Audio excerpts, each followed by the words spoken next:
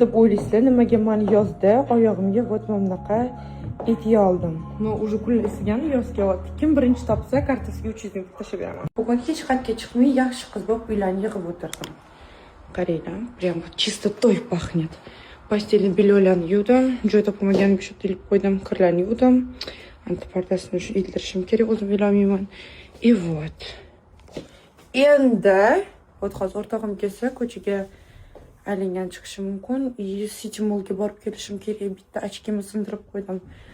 O'sha ochkini olib kelishim kerak bo'ldi.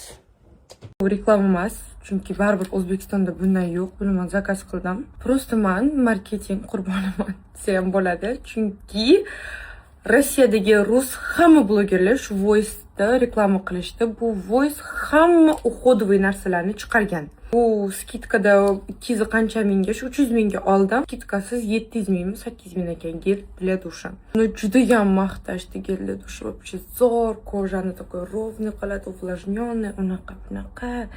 Agar реально вот mana shu zo'r bo'lsa, где-то buni 2 hafta ishlatib ko'rmoqchiman.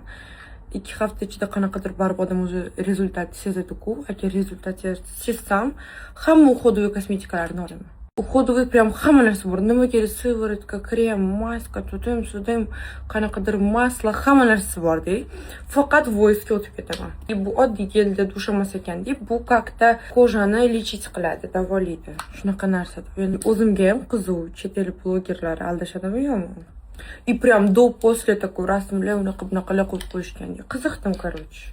Nimaga yana men ishondim? Chunki o'zini narxi 800 ming ekan-da. Bekorga unaqa narx bo'lmasa kerak. Endi, конечно, hozir skidka ketayotgan ekan, o'shandan oldim.